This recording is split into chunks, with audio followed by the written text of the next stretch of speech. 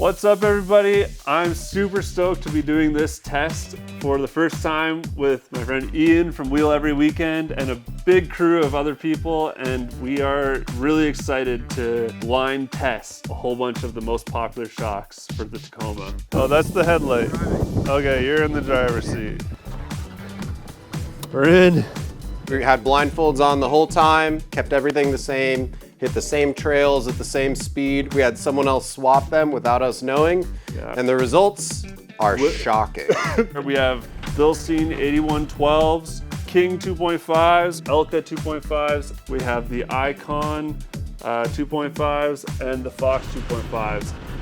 And these are all just like OEM fit upgrades for the Tacoma. And I think that these are some of the most popular brands that you might see. I know I've installed all but the Elkas myself personally before. But what I've never done is gone out and seen them back to back. Without the same vehicle. And without being biased. Because obviously, like both of us, we have shops. There are some companies who are better to us than others. We wanted to get rid of all that. Hopefully the idea is that we learn something, maybe some of our preconceived notions are destroyed, and that we get to tell you exactly which shock you should buy. I'd like to give a shout out to the sponsor of today's video, Overland Outfitters, who bought all these shocks for us to test. They're very generous. They are, very generous. Also, if you guys are in the market for some used shocks,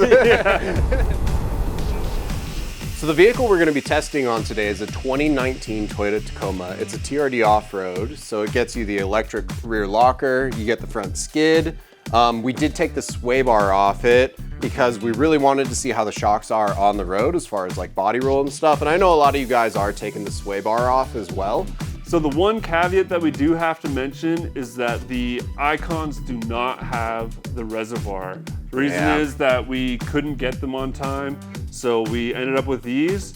So we'll see if that really makes a big difference in performance or not, because we won't be able to tell. And I think it'll be interesting if maybe if we don't even know that it has a remote reservoir, like maybe IFP shocks are better than I thought. Exactly. So it kind of sucks, but at the same time, it'll be a cool experiment to see if we even can tell. And then the valving and stuff is going to be pretty similar to with the reservoir. And you get a little bit more heat dissipation and a larger nitrogen charge, which is a little nicer on it. But but we're not going to be doing like crazy long haul bombing that the heat would really make a difference anyways. So it should be pretty close to what the Resi version would be.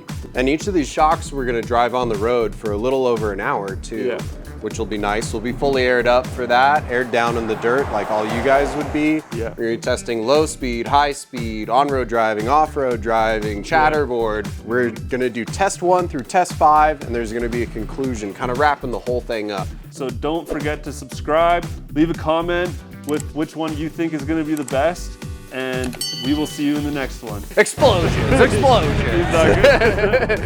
With the with the horn,